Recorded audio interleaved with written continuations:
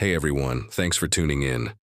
I want to talk about something that's been on my mind, something that feels a lot like making a big hiring decision for a company you deeply care about.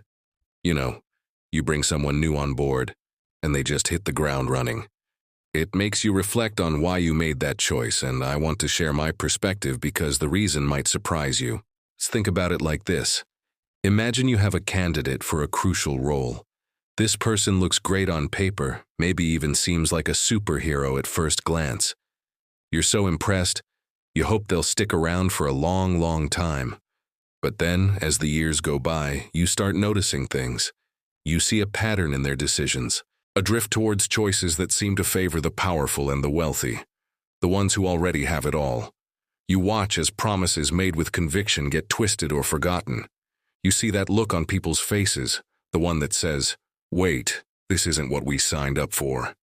It's a heavy feeling, a sense of disappointment, and you start to wonder if there's any way to change course before it's too late.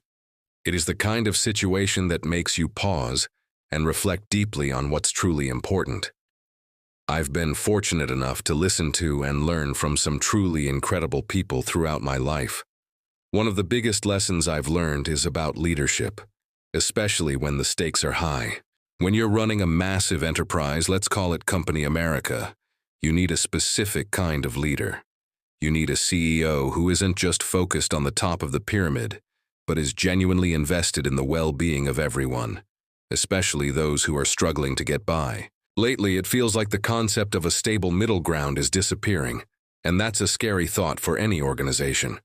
We can afford to have a leader who is easily swayed by emotion, or who is primarily interested in lining their own pockets or the pockets of their friends.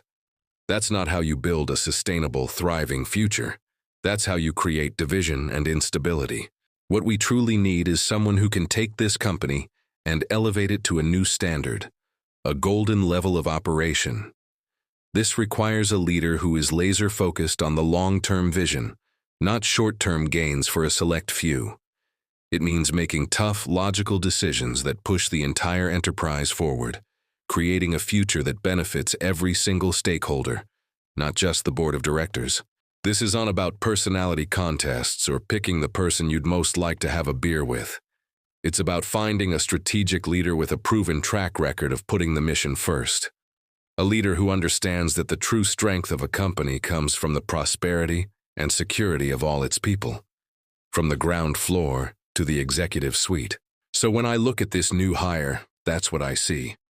I see a shift towards a more practical, results-oriented approach. I see a focus on rebuilding the foundations and ensuring that the systems in place are designed for the success of the many, not just the few. It's a move away from flashy promises and towards concrete action that aims to lift everyone up. Of course, this is just my take on it, my opinion based on my own observations and experiences. But I believe that when we think about leadership in these terms, as a crucial hiring decision for the future of our shared enterprise, it clarifies what's really at stake. It's about choosing a future of shared prosperity and strength. Thanks so much for listening to my thoughts on this. I'd love to hear what you think in the comments below. Don't forget to like this video if it gave you something to think about, and subscribe for more content. See you in the next one.